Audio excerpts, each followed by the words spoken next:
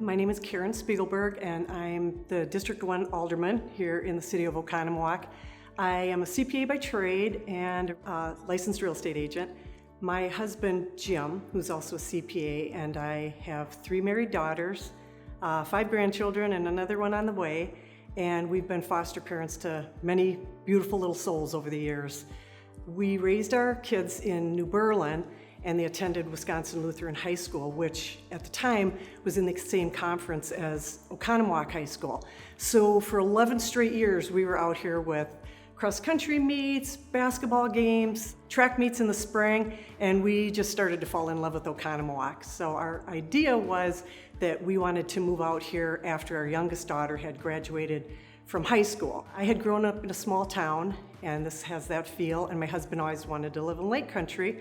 And I knew it was the right thing for us to do when, just a short time before we actually moved out here, my youngest daughter and I were having coffee, and we went down walking around the boardwalk before it was the new boardwalk, and she set her cup of coffee up on the railing and did an Instagram post that said, "In just 3 months, I get to call this place home."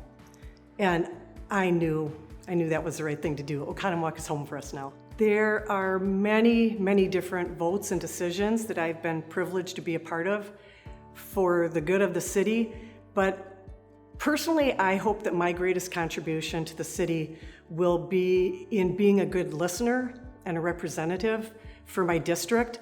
When I got on council, a wise man in this community that I have very much respected told me to remember 2 things: to remember who you serve and to serve in humility. And I have never forgotten that. I think about that every time I get onto the council floor, that I'm not serving Karen Spiegelberg and what my own opinion is. I'm serving the citizens and constituents of the city. I've never forgotten those wise words. There are so many people that have been a part of the fabric of my life, if you will, but because my Christian faith is center in my life, I'd have to say God is the greatest influencer in everything I say and everything I do.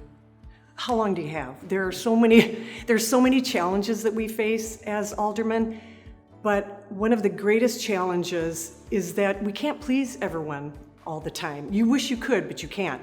So whether we're dealing with city budgets or making policy, setting the tax levy, you get input on issues from both sides, you do your due diligence, you talk to department heads, and then you cast your vote. And even when you think you're casting a vote that is the best vote and the vote that you think should go the way it is, it doesn't always go that way. We had a council meeting one time that was a very contentious vote, and it didn't go the way that I thought it would. And the next day I was out for a walk in my neighborhood, and a guy pulled up in a blue pickup truck and jumped out of the truck and said to me, "Thank you so much for listening to us. Thank you so much for voting the way you did."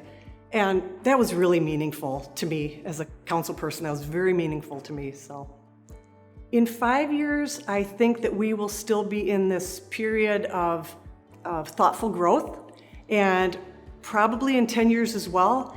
But my hope and prayer through all of that is that we can balance the beneficial growth with the history and the charm that make this community so great and that everyone who lives here knows and loves.